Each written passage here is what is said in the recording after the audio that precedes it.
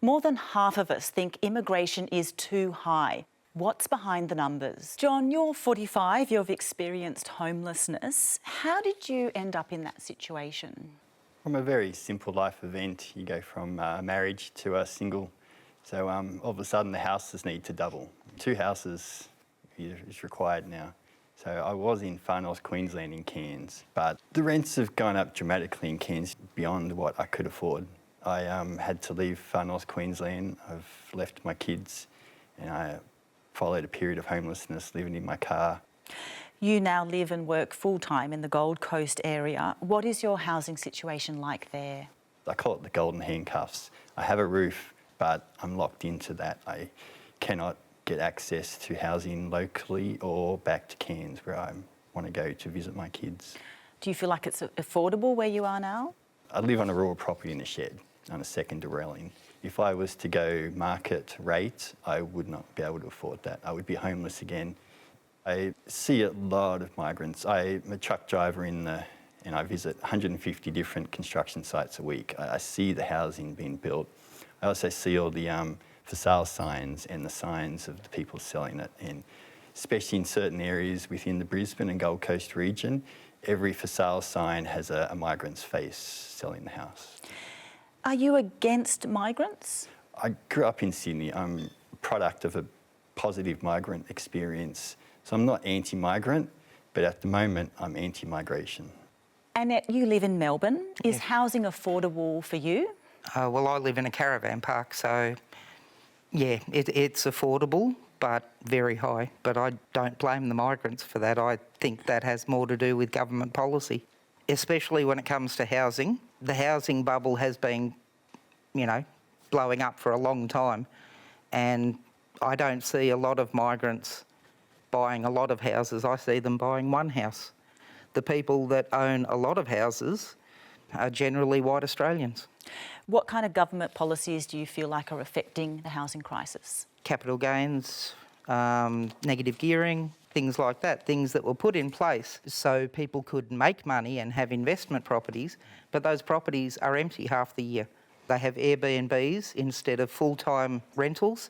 We have the houses, they're just not distributed. Angela, you live in Sydney's east. Have you noticed a change in your area?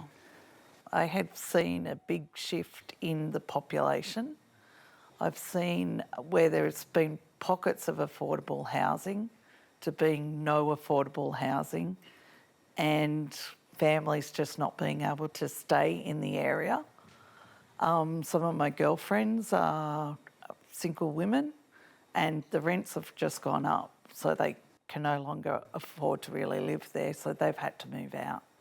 Do you know who's been moving in?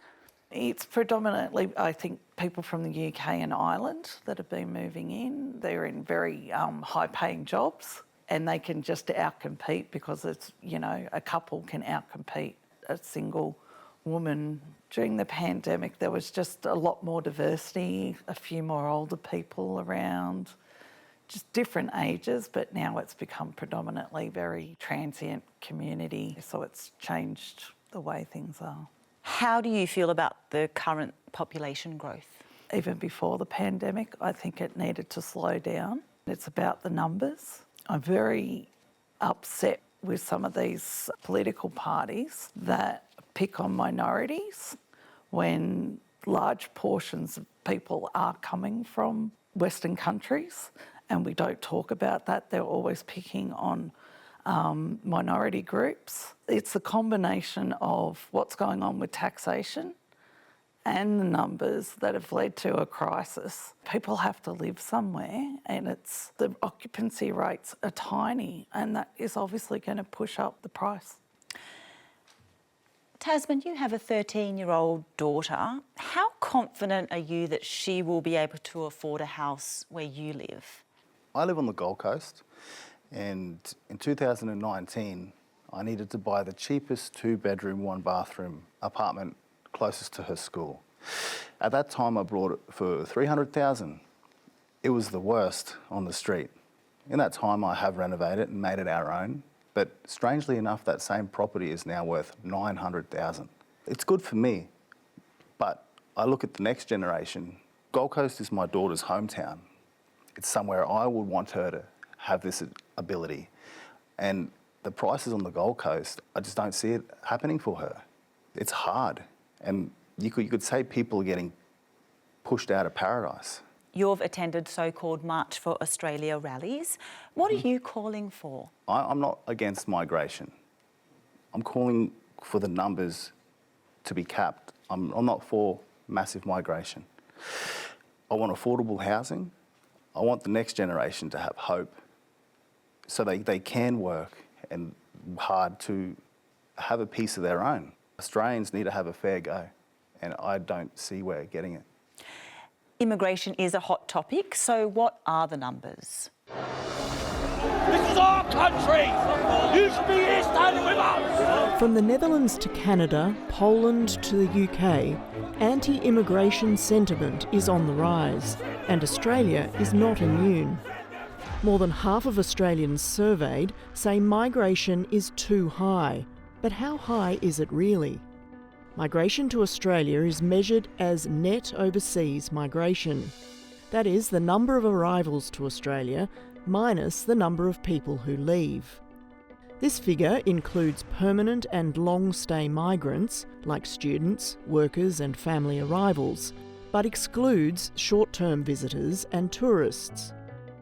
In the 2024-25 financial year, net overseas migration was 306,000 people. This followed a record high of more than 500,000 people in 2022-23, when international borders reopened after the COVID-19 pandemic. Over the last 30 years, migration has been the main source of Australia's population growth, and it has almost tripled since 1995. So what do these numbers mean for a multicultural country like Australia? And is our infrastructure keeping up? Leith, you're an economist with an interest in migration and its impact on housing. What do you make of the numbers? We've never had a period as strong as that over a 5.5 year period. And the pressure here has been felt most acutely in the rental market. So according to Cotality, median advertised rents in Australia have increased by 43% over the past 5 years across the nation. And that's added on average $10,600 to the annual cost of renting a home, which is a hell of a hit. Now, according to AMP Chief Economist Shane Oliver, he believes that the housing shortage is currently between 200 and 300,000, and the federal government's own National Housing Supply and Affordability Council forecasts that demand through population growth is going to exceed supply for the next 5 years, and the housing shortage is going to worsen by another 79,000 on top of that. So this just means that it's terrible news if you're a renter, because unfortunately population demand is projected to continue exceeding supply. Much of the research finds that immigration has a neutral to positive impact on the economy long term. Do you agree? Well, certainly if you grow the population by 1.5% every year, I'm just picking that out of there, you're going to grow the economy by 1.5%. But that's not the thing that matters. The thing that matters is per capita growth and per capita living standards. So GDP is just one measure. All it measures is economic activity. And on that front, Australia's per capita GDP growth has actually fallen as we've had this strong migration. And more importantly, I'm more concerned about the other factors. So my children being able to live in a detached house with a backyard rather than having to live in a shoebox apartment, livability indicators like traffic congestion, all those sorts of things. Those are the sorts of measures that aren't captured in this debate. John, do you feel like you benefit from a strong economy? Hell no. I think there's this phrase that's thrown around, a rising tide lifts all boats. But people like me, we got wrecked and we're clinging to wreckage. So while we have this kind of the government's creative accounting says, hey, we didn't have a recession, we had a per capita recession. So everybody here had a recession, but just as a conglomerate, because we kept bringing in more people, we avoided the technical headline recession, which the government was trying to avoid. Alan, you research human migration. Are the financial struggles of everyday Australians linked to the migration rate? Housing is clearly a major issue. The experiences of people like John and Angela are real and they're widely shared. It's a big puzzle that we have to solve. Migration is a small part of it. The research consistently shows that migration has a negligible, a relatively small impact on housing costs. And that's partly because migration doesn't only contribute to housing demand, it contributes to the supply of housing, not just through labour in the construction industry, which is obviously a direct contribution to supply, but right along the supply chain that feeds housing. So part of the reason why we see a bottleneck in housing at the moment is related to the complete standstill of migration during the pandemic and the way that it's been volatile since then. And so in that sense, migration is part of the solution as well as part of the problem to the housing issue. Why do you think migration is often perceived, rightly or wrongly, as the reason behind these frustrations around housing? There are so many complex crises confronting us at the moment, from geopolitical tension to housing costs to the COVID pandemic itself to any number of supply chain crises. And people feel naturally overwhelmed and anxious in those circumstances. And when they see experts like me give them a graph with a sort of spaghetti of lines intersecting, trying to explain what's going on, which is accurate, they think, that can't be right, it's too complex. I want a simple explanation. Simple explanations always win. And we've seen that one of the simplest explanations and the most kind of viscerally acceptable to people in times of crisis is to blame outsiders.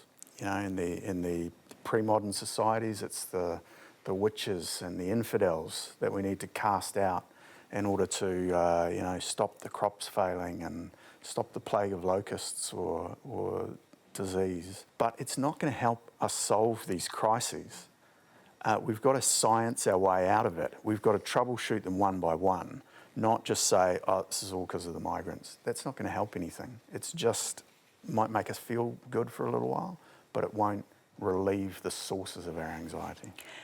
What would happen if the migration rate was slowed down?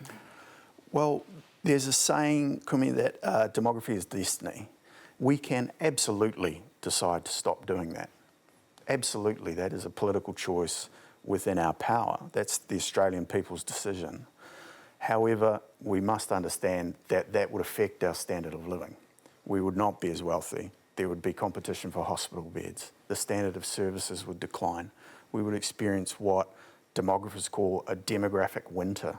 That's when there's too many elderly people for the number of working age people who are supporting them, and our standards of living and our standards of wealth decline. So it's a choice we need to make. Annette, you've worked in aged care. What do you think? Basically, there were 3 Australians working where I was working out of 87 staff. And if it wasn't for the Indians and the Africans, that place would have been empty. And the place I worked at is in a blue ribbon suburb, very expensive, $1 million to get in there. And without the immigrants, it would not run. Your family migrated to Australia from Denmark when you were a baby. Do people see you as a migrant? Not unless I tell them. Nobody has ever stopped me in the street and asked me where I come from, ever. So how would you describe yourself? I am Danish. I was born in Denmark. I'm still a Danish citizen. But I am a permanent resident of Australia. I studied here. I've paid taxes here since I was 14. I've produced 2 Australians. I'm the person that when I was working in factories, the racist people would come and say things to me and expect me to go along with. For example, I was working in a factory one night and I had the guy next to me point at the 2 Vietnamese guys at the end of the machine and keep calling them boat people. I called them down, Kiong and Hung, come here. And I said, hands up everyone who arrived on a boat. And I was the only person with my hand up. So, yeah, I said to him, if you've got anything else to say, keep it to yourself. How was school for you when you were a kid? It was weird because, once again, you can't tell I'm not Australian. I had kids who would play with me and invite me home, and their parents were lovely to me until they heard my parents speak, because my parents had very heavy accents. When we had fights in the playground, I went to school in Prahran, the Greeks on one side, the Australians on the other, and then a little group of us clogwogs, as they called us. We weren't wogs, we weren't Australian, we were clogwogs. So we got to watch the fight. Kavita, you were born in Australia. Do people see you as Australian? No. Regularly I get told to go back to where I came from, which is quite ironic because I was born here. And it's really interesting because that's not my identity either. My identity is Australian. I see myself as Australian or Australian Indian. So my voice is not welcome here. I'm not even really allowed to have an opinion about the country that I was born in and that I identify as mine as well. And really what that is saying is that there are certain people who have more entitlement to be seen as Australian or called Australian than others. When you hear economic pressures being linked to migration, how does that make you feel? It makes me feel sad, mainly because I think that a lot of this rhetoric is missing a very key part of the conversation, which is about race. I think that in the discussions, what tends to happen is that we use colourblind language. We don't talk about race or talk about the topic in terms of race and what that means. And therefore, people think that, therefore, it's not a racist discussion. And then so it can be easily denied that it has anything to do with race.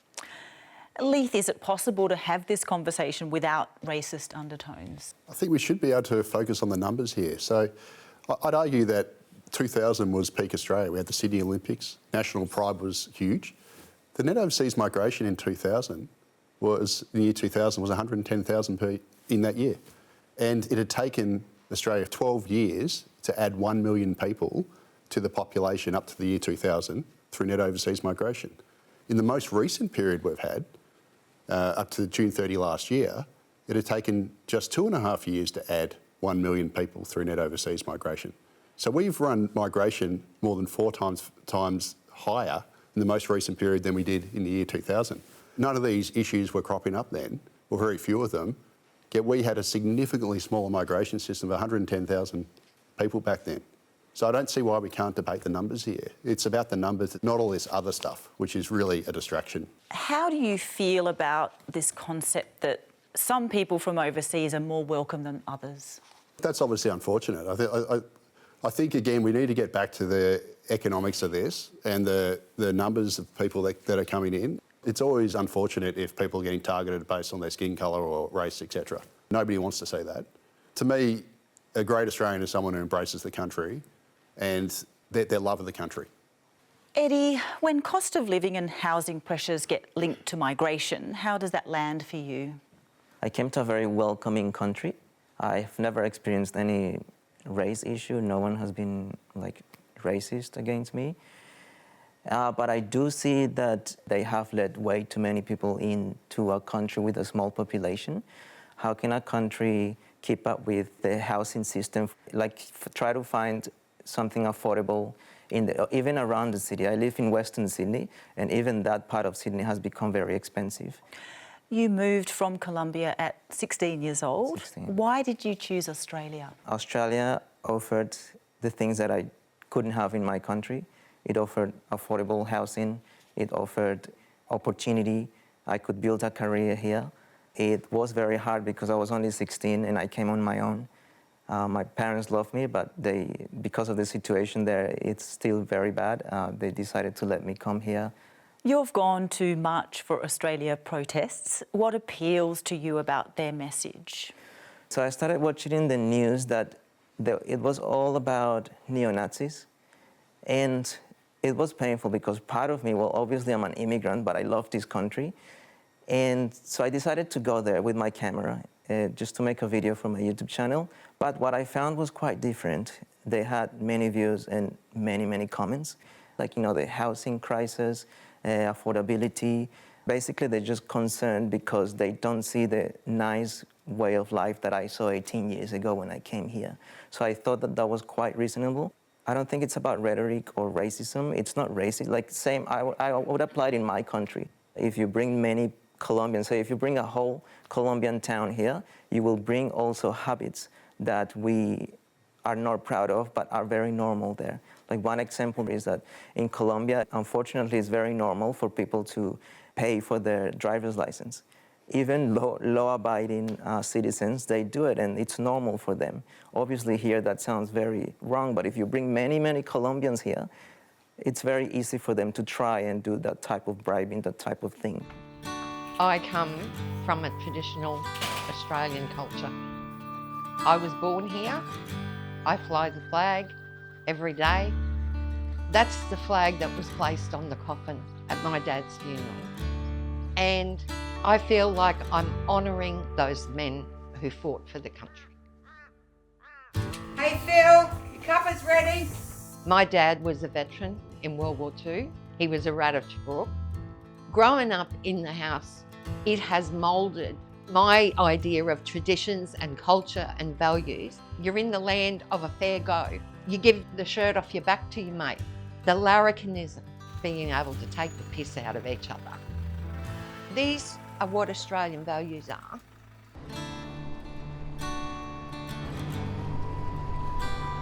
Not as windy as yesterday, are we? No, that's right. We'll go down the river a bit, have a bit of a fish down there. I love everything that is Australian. I really do think I'm true blue. Remember when I met you, Phil, and you took me down to Ross Creek? I think you thought I was going to get sick of it. I sat there half the night with you, didn't I? Yeah, certainly did.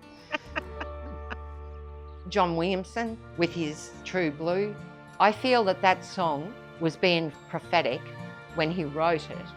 Are we really disappearing? Are you really disappearing? Just another dying race. Just another dying race. The lyrics of True Blue resonate with me because a lot of those things have now come to pass. Oh, that's a big trumpy. Must be that good bait. Yeah. I feel like our traditions are being eroded and we're losing sight of who we are as Australians. I respect people who come to this country, but as long as they respect that this is Australia and we have our own way of life, by trying to accommodate all the different nationalities, we're losing our identity. Tasman, we heard there from Anne in Bundaberg. Does what she's saying resonate with you? Some points do. I see myself as an Anglo-Saxon Australian with a history, and I quite enjoy our history with its failures as well. But from the First Fleet to the coming of the colonies, the 5 colonies, and as well with federation. How do you feel about this idea of sort of Aussie culture being diluted? My father was my cricket coach in our cricket team for 15 years. And I look back as a child and I had Indonesian Australians, I had Vietnamese Australians, I had Italian Australians, and we had skip Australians like myself. What's a skip?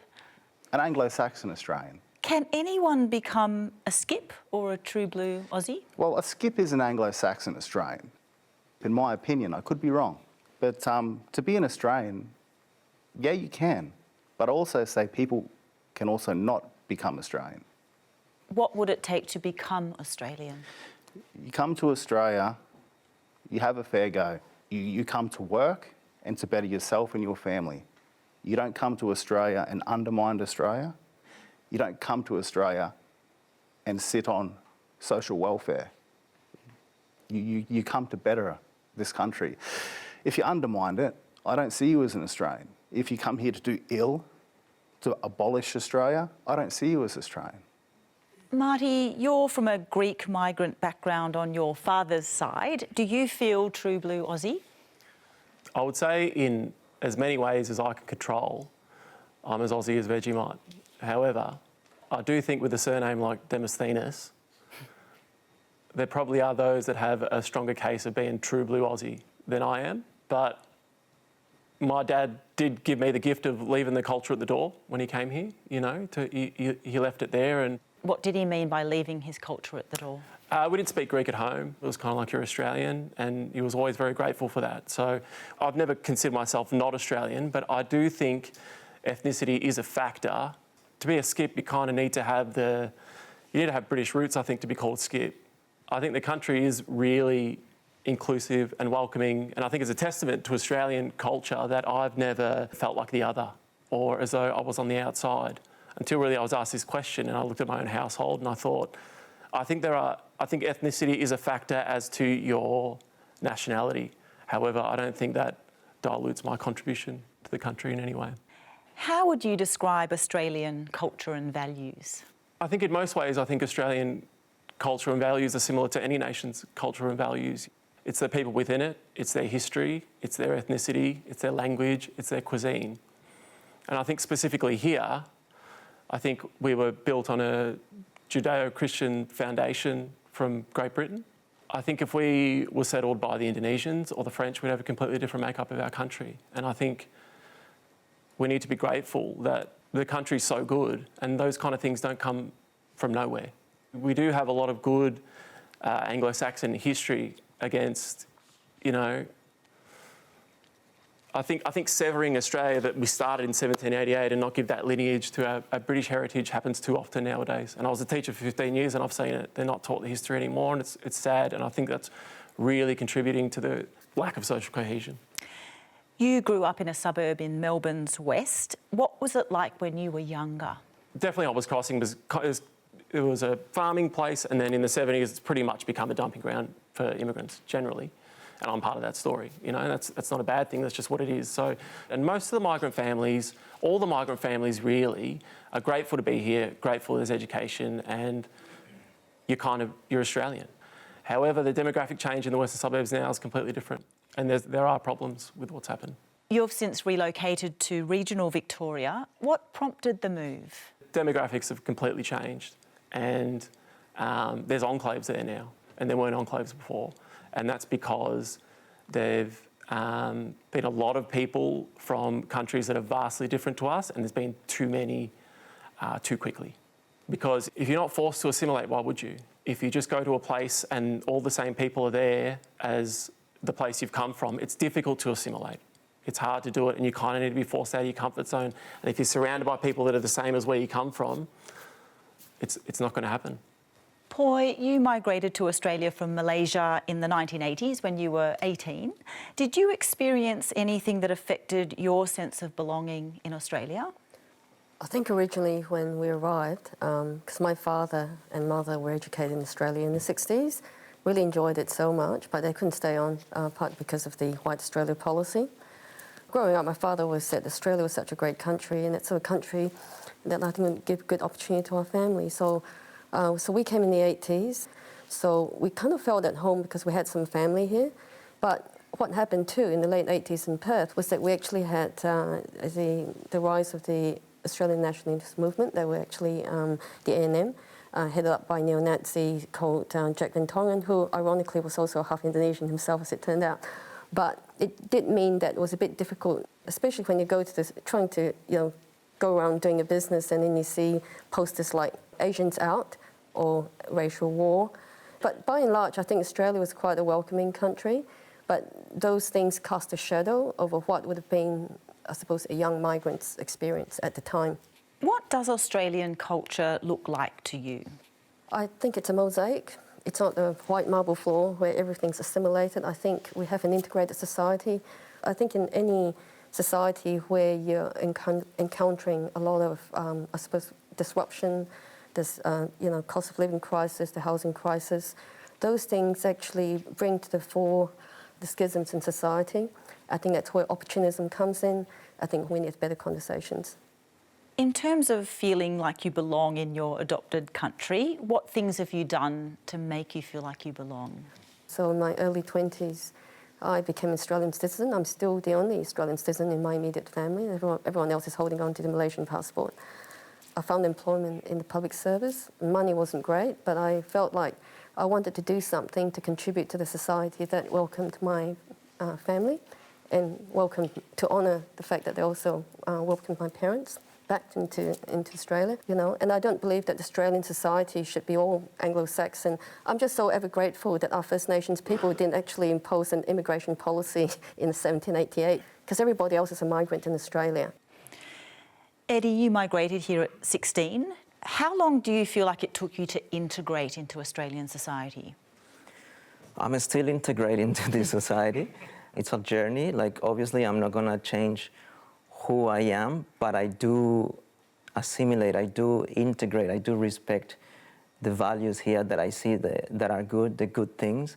Obviously, I don't agree with some things that happened in the past, but again, by promoting that wrong part of history, then we're just creating hate. Do you feel like Australians welcome you? Definitely.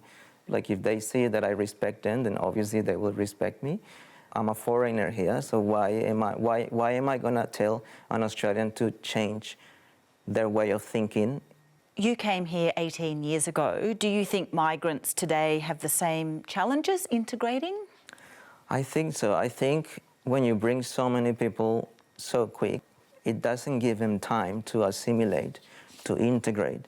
There are more pockets of people living together of the same nationality, so for them it's quite easy to just stay in that spot where they can go to the place of worship or whatever, and then maybe never meet an Australian because they can just stay there.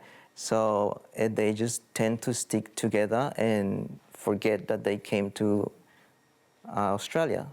Simon, your grandparents were Holocaust survivors and they migrated here after the Second World War. As a Jewish person, have you always felt part of mainstream Australia? Yes and no. When I was a kid, I was in an interesting position because I didn't really hang out with the Anglo kids, nor did I didn't feel part of the mainstream. So it was kind of me, a few other Jews, Indians, and we would all play cricket together. So the paradox is, I guess we ended up feeling very Australian because we played cricket. But I always knew that, probably because of my grandparents, that there was something different about us, but I felt at the same time a proud Jewish Australian. Did you relate to this idea of multiculturalism? Absolutely. Multiculturalism has been a key feature of my life. My parents insisted that I not go to a Jewish school, but I go to a school where many cultures existed happily together, and I am very grateful to that. Many people, of course, go to Jewish schools and have very positive experiences, but in my case, I effectively travelled before I travelled. I learned the world. I learned that basically most people want the same things, and kids are kids, and kids don't really care essentially what skin colour you are. That things like that are taught. Has your sense of belonging changed in recent years? Oh, certainly. I doubt you'd find a Jewish person in the last few years whose life has not been profoundly changed. Life has gone completely topsy-turvy, obviously because of the catastrophe in Israel and Palestine, and the sense that no matter what we say, our conduct as Australians is passed through the activity of a foreign conflict and a foreign disaster. And that's completely changed my sense of where I fit in this country. And Australians, Jewish Australians have played such a huge role, as have many ethnic groups in Australia, and it pains me a great deal to see that effectively a terrible foreign conflict or a foreign disaster, a catastrophe, whatever you want to call it, probably a small amount of people are determined to import aspects of it to our shores. And ultimately, most Aussies just want to get along with our day, with our life, do our jobs, and just be left the hell alone. And that's what I love about Australia. And it's what I think we have to preserve at all costs. We, as moderate people, whether it's moderate left or moderate right, have to turn around to people and say, no, that is not acceptable. We are all here. Our grandparents knew what it was like when people said hateful things, and it's just not acceptable. We cannot scapegoat individual cultures, whether it's Muslim or Jewish or Indigenous. It's absolutely unacceptable. Ali, you migrated from India when you were 21. What was your idea of multiculturalism before you came to Australia? India itself is quite a diverse country, so I grew up in a country with a lot of religions, a lot of different languages, but my idea of Australia was that it is much more accepting and respecting of different cultures and diversity. I would feel a sense of belonging as a minority more so here than, unfortunately, in the place I grew up, which is Gujarat, in western part of India. How did you feel there? And why did you leave, I guess?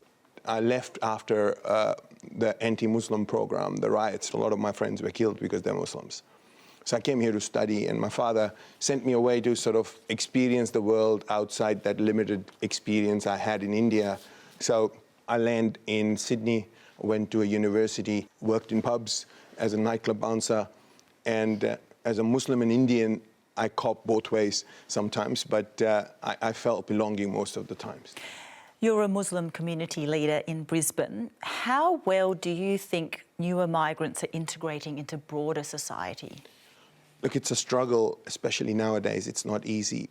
And that's mainly because quite often a lot of young people, even they are born here, they're made feel foreign because of the faith they follow, because of the stereotypes, because of the racism and open attacks on not being part of this Judeo-Christian country because they're Muslims. And that quite often makes them feel alienated, isolated, and that unfortunately sometimes could lead to people pulling into the silos because they feel that if they go out of their silos, then they will not be accepted and attacked for who they are, which they can't change. What do you do to overcome these feelings of alienation? I've learned this while working in the pubs, out of all places, that if you communicate with most people are reasonable and they'll understand. And most people are good people. It's just that, unfortunately, they form stereotypes because of their limited experiences. So if you, for example, go to Bali and talk to somebody who works in a pub there, they'll think that all Anglo-Saxon Aussies are drunk troublemakers. Or if you go to certain areas in south of United States, people think all Colombians are drug dealers. But that's a limited experience based on a stereotype formed by their experiences. So I'll try to counter that and give them a different experience. We did a little experiment. We brought some students from a Catholic school and a state school to an Islamic school. And I got some of my students from my Islamic school to go to the Catholic school and a state school and to experience the whole term there.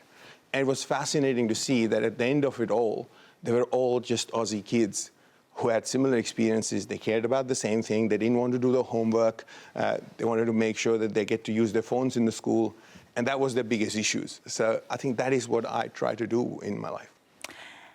Mar, you're the son of South Sudanese migrants. You grew up on the outskirts of Melbourne.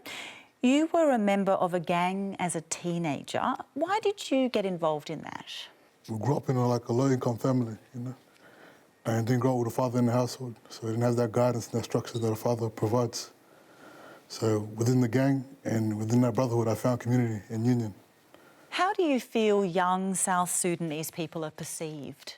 In general, Yeah. I feel like they're perceived as young, violent, arrogant, non-listening and non-God-fearing citizens, which is a complete lie. Majority of the kids are good kids, God-fearing, and they're straight up. It's just that small percentage of us that make us look bad. What do you say to those who question whether or not South Sudanese are embracing the opportunities here? Well, look at the community, the actual community, not just the ones you see on the news. But go do your homework, go in the community and go talk to us, come sit with us, come eat with us. You'll see us really excelling. And the girls in our community are doing an amazing job, finishing uni, graduating, getting these jobs, getting houses, providing for the community, paying taxes, doing everything an Australian does. It's basically us and Afghans, I think, we're the freshest to Australia. So yeah, we're gonna struggle, we're gonna fall, but don't knock us down and tell us to go back to our country. This is our country. We're Australian just like everyone else is Australian, I was born here, I don't know Sudan. I don't know South Sudan like that.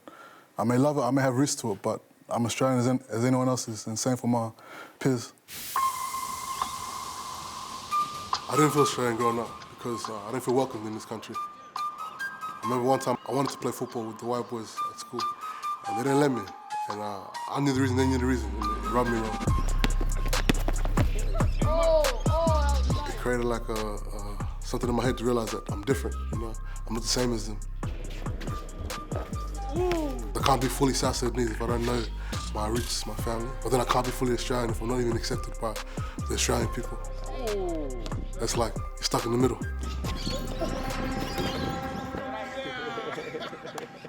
Due to not feeling South Sudanese or Aussie in Australia, Hey, why on TikTok? Stop hipping. you might even hear in my accent, the way I speak, the way I act, the way I dress. It's very American inspired. In Australia, there's no other Africans we can look up to and be like, or we want to be like them. We're kind of like the first black Africans in Australia. It's a struggle to find your identity. My mother and father separated when I was year 3. So I found a lot of our culture disappeared or got lost. Hi, Mom. Miss you. Miss you too. We don't want to lose our culture, you know. As I'm becoming older and my own man, one thing I'm doing now and I'm learning is cooking. Today we're doing mullah weka, am I correct? Khudra. Mullah. So I'm trying to learn all our traditional dishes so I can pass it on to my kids. It also helps me break a gender norm in my country, you know, where men don't cook. I don't like that, I want to challenge it. And this is the way of doing it. Can you add the meat? It's only now that I'm finding my identity and becoming Australian, South Sudanese. Also accepting Australian culture, morals, principles. Things from Australian culture I do take. So in South Sudanese culture, parents and children, they're not really friends until you get to a certain age. But what I found with my white friends or Australian, they talk to them like friends. And I admire that, it's beautiful. And that's something I do with my mum now. I talk to her openly with no fear, no judgment, no worries, no barriers. Although growing up I didn't, now I do feel Australian and no one can take that away from me. I am what I am. Mar, you feel Australian now. How does that shape your place in the broader community? It gives you a sense of responsibility in a sense, you know. There's a lot of things going on in our community, a lot of youth violence, a lot of household disruptions, a lot of fatherless children. So it gives me a responsibility to try to change that and challenge that in my community, which will help Australia as a whole country. And you do a lot of community work. What does that look like? First, I started a record label in my hometown for the kids. So I started that, funded it through my own money, and gave children in my area a platform where they can come and create music in a safe environment and try to have a career and make a living. Marty, you believe your hometown changed due to migration. Do you feel your concerns are being heard? I think generally it's become more of a conversation now, and it probably wouldn't have happened even a few years ago. If you had a conservative point of view even a few years ago, people would kind of whisper, say, I agree with you, but I don't have the guts to say it myself. Now a lot of people have I think a lot of people have had a gutful and are sick of being told this colonisation narrative that all settlers are evil. Like if you can look at colonisation not as a net positive, you just don't know your history. And I think people are sick and tired of being told that because something happened 100 years ago or 50 years ago that I'm somehow responsible, or that people are responsible for things they had nothing to do with. And my experience being a migrant in Australia is I've never experienced racism. Do you feel like your political allegiances have shifted in recent years? Me, yeah. I think Churchill said if you're not a communist when you're 20, you don't have a heart, and if you're not a capitalist by the time you're 40, you don't have a brain. Because I used to be a Greens voter in my 20s. I did an arts degree, I was indoctrinated, I was a lefty. I voted Greens, I voted Labor. It's kind of my political progression or regression, depends on your own political view. Do you mind me asking who you vote for now? One Nation. Leith, why are people like Marty turning away from major political parties? Well, because they've experienced the downside. It's one of the strongest growth rates in the advanced world, and they've witnessed the fallout.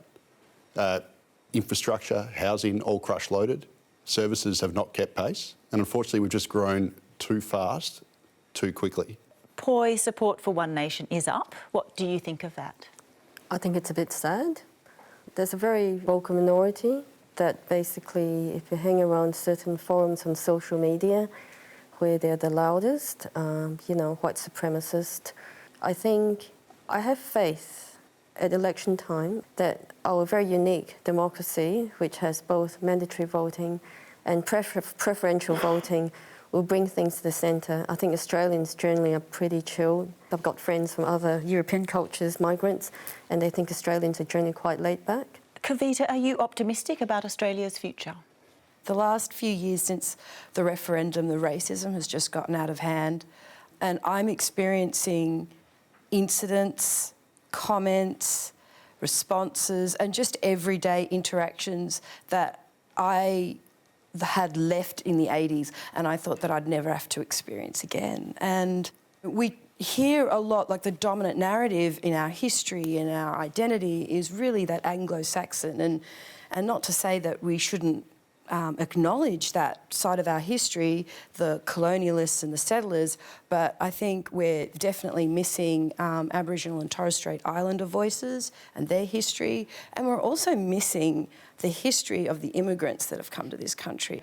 If we took into account all of Australian people's lived history here and we come together and reconcile what that means together as a community, I think we could actually move forward and be more unified rather than prioritising the lens from one particular racial group in the country.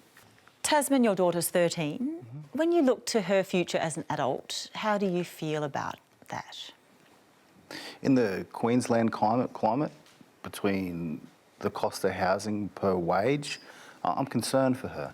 I come from the view that a part of the cost of housing is due to mass migration. When you say migration, I'm not against migration. I'm against the number. I would also say in Queensland, I believe we've had massive migration, but we've also had a domestic migration coming to Queensland in the last 5 years as well from other states. And I've watched it unravel for the last 5 years. It may be better in other states, but our state, Queensland, especially on the Gold Coast, it's quite concerning. Simon, what does a successful multicultural Australia look like to you? I think a lot of what I've heard is, social cohesion is fraying, and at least part of the problem is the migrant. But I think, in my view, a large part of it is the other way around. As Australians, we need to stand for something. And it's so easy to turn around then and just say, oh, look at that Indian guy, that Muslim guy, that Jewish guy. He doesn't adhere to our values. But what values are we actually inculcating? What do we stand for? What is Australia? Is multiculturalism just a sort of a free-for-all where anyone comes? What are the core tenets upon which our country is based? Blaming migrants is a very easy but ultimately very myopic thing to do, because the problem is deeper, going back not just the last few years, not since October 7 or not before that, but going back decades, World War I, World War II, Vietnam. These are things that were effective wounds in our psyche. It's very, very easy as humans to just look at one problem, and in this case, the migrant. In terms of what a successful multicultural Australia looks like, I consider myself a patriot, but I also consider myself a progressive, and I'd like to see more progressive patriotism. I'd like to see people on the left who are actually proud to be Australian and not to shy away from that. We do believe in the fair go, and we love teasing each other. I want to go back to teasing each other. I mean, I think that we're all just so tense and so serious at the moment. I miss that. I don't mind being ribbed for being Jewish if it comes from a good place. I think most people can usually tell if it's a good place or not. That's the Australia that I love, and that's the Australia that I wish for the future. And that's what I like about Australia. We don't all have to be extreme, and we should stop scrolling as much as possible. Australia looks like this room. We have different opinions. We're all sitting together having a conversation about how we make our country better. And that is what Australia looks like. Annette, when you strip back the numbers, you take away the politics, what do you want for Australia's future? I want everyone to stop pointing the finger at everyone else, right? A lot of things have been said today, naming certain ethnicities, certain religions. We look at the media, that is amplified. It is shouted from the rooftops. It's not factual. This is what was happening before World War I and World War II. People were wrapping themselves in flags and going, you're the problem. Right? Do we really want to go there again? No. What values do you care about?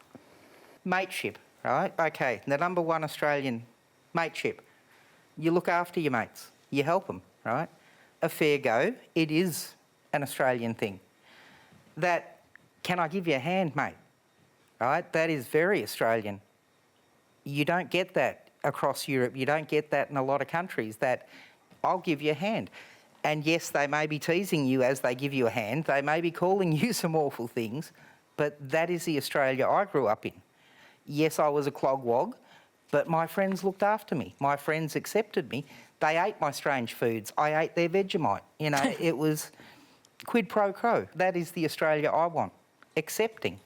Thank you, and thank you to you all for being in this room and having such a respectful conversation. I really appreciate it. Thank you too for your company. Welcome back. It's great to see you. I'll see you next time.